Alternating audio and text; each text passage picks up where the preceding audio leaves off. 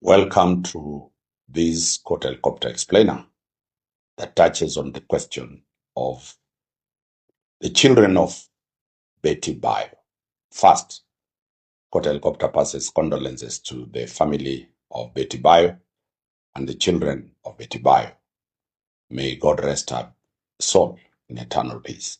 But her death has raised a lot of discussions on social media. She has two children with Kanyari. She has two children with Tash.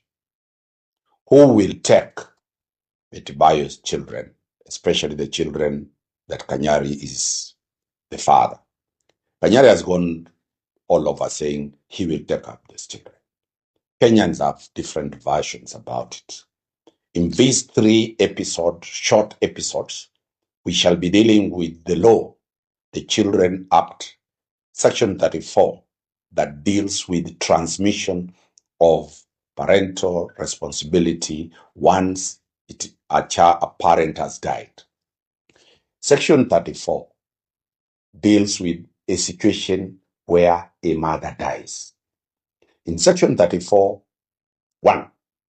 the law says if the mother dies, the surviving spouse, that is the father, we shall take the full custody of those children.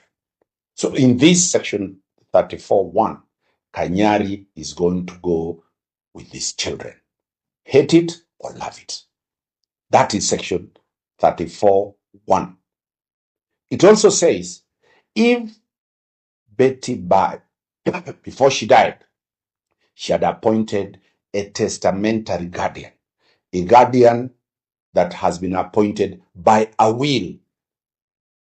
Mark this. If Betty Bayo had appointed a testamentary guardian by a will, that guardian will have half the shares of custody with Kanyari. But also, the law moves down further and says Kanyari can object to that person being given rights of custody or rights of access. So the question, as I said, these are short episodes. Section 34(1) provides that upon the death of Betty Bayo, Kanyari, who is the father of these children, unless there is a dispute of DNA testing, Kanyari is the rightful person. So in this episode, Kanyari has an upper hand. Kanyari will have his children. But that does not mean the other husband shall not put up a fight, because this is the first time a controversial issue has come out. And that is why we are doing special episode to tell you what the law is. Episode 1, Kanyari takes the children pursuant to Section 34(1). That is the law. You'll hate it, you'll not leave it. The questions about suitability of Kanyari to have these children, we shall discuss it later. Why?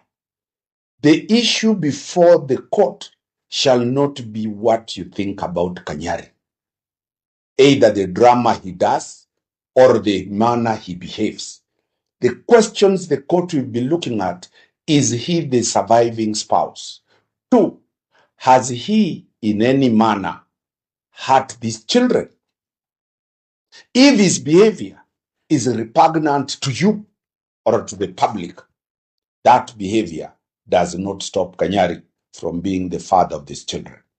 The law provides that children must grow within a family, and the family is defined to be a father and a mother. And the law provides that once one parent moves away, transmission of the rights of the father to the mother are sacrosanct, and you cannot challenge it. The question people will want to ask, is Kanyari fit? The question is, Betty Bayo was above 18 years when she decided to give birth with Kanyari. She was never forced to give birth with Kanyari. Those children will not have another father. The only time the other husband of Betty Bayo can have these children is if he adopted those children. If he went to court and adopted those children, then he becomes the biological father of those children. But that adoption, Kanyari was supposed to have consented.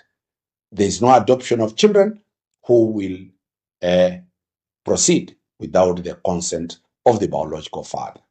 2, if he has a guardianship order, he can now challenge that he was a guardian, but the guardianship order does not give the other guy rights of being the father of these children. 3, if he has a foster care order from the Director of Children's Services, but those ones are inferior.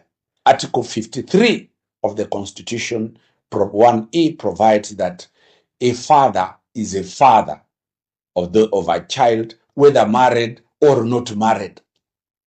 So these children were born when Kanyari was married with Betty Bayo. They divorced. Betty Bayo got married to another person. It does not extinguish the rights of Kanyari as a father. So the law protects Kanyari to that effect. I know very many people have their own ways of looking at it. But as I've said, in this episode, Court Helicopter brings you the reasons as to why Kanyari is having almost 99% chances of getting the custody of his 2 children away from the current husband of Betty Bayo. Wakili Danstan Omari ends that episode in favor of Kanyari. Episode 2, we look how Tash, the husband to Betty Bayo, can tilt and get custody of these children, still under the Children's Act. Wakili Danstan Omari. Don't avoid to follow the second short episode, why the husband of Betty Bayo is likely to have also 99% chances of getting the custody of those children. Thank you very much.